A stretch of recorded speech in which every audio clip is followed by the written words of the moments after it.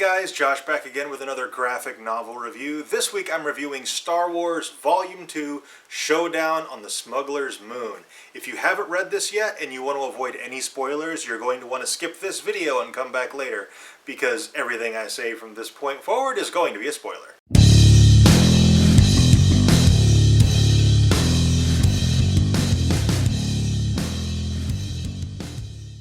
Okay, Star Wars Volume 2, Showdown on the Smuggler's Moon, collects issues 7 through 12 of the Star Wars comic books. Issue 7 is actually very, very different from the rest of the book. It actually follows an entry from Obi-Wan Kenobi's personal journal, which Luke found in Volume 1. The art in issues 11 through 12 is right on point.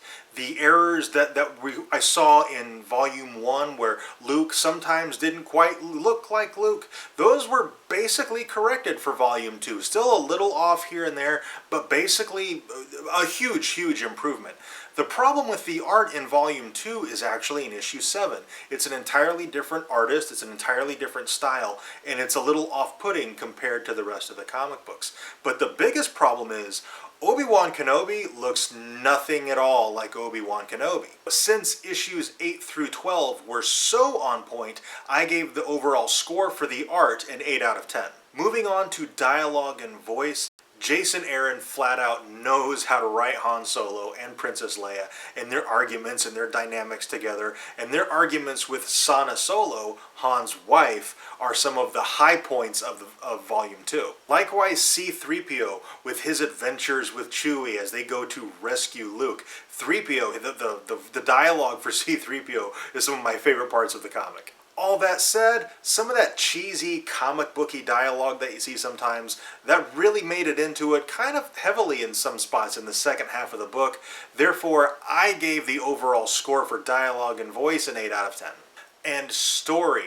There is so much going on in Volume 2 that I really feel like they didn't have enough space to adequately tell all the stories that they're trying to tell. There are so many different things going on, and then of course issue 7 was its own thing and didn't contribute to the rest of the story.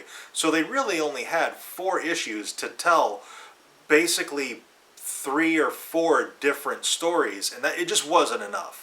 We had Han, Leia, and Sana escaping from the Empire, and then Han and Leia and Sana arguing about whether or not Han and Sana are married. We had Luke getting captured by Gracchus the Hutt. We had Chewie on the rescue mission.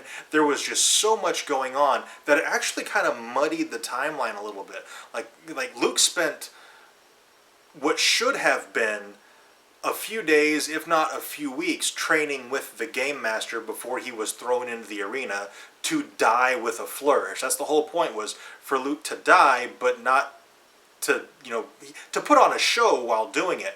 And the way it is written and just the amount of stuff that's thrown in there, it feels like he only got a session, maybe 2, with the Game Master. So I feel like a story that should have been told over more issues was crammed into 4, and it just kind of messed up the timeline for me a little bit. And I really feel like the conflict with Han, Leia, and Sana about, is Han married or is he not, that got wrapped up in these 4 issues, and we find out that no, Han and Sana aren't really married. It was part of a scam they were running.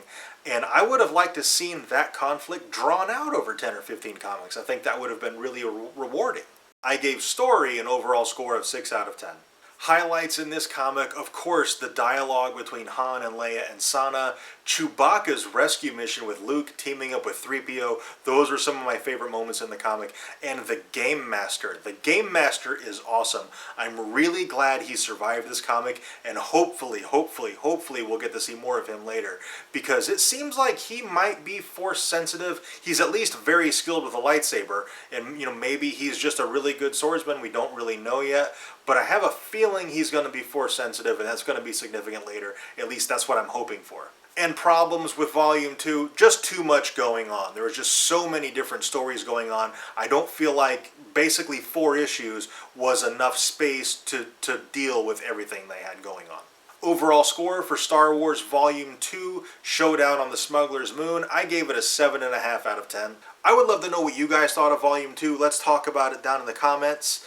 If you agreed with me, if you disagree with me, let's have a discussion. I love talking about Star Wars, so let's do that. Also, if you enjoyed this video, and I really hope you did, be sure to let me know by clicking that like button, subscribe for more reviews, and I really hope to see you guys next week when I review One Punch Man Volume 1. Thank you very much for watching. I'll see you next time.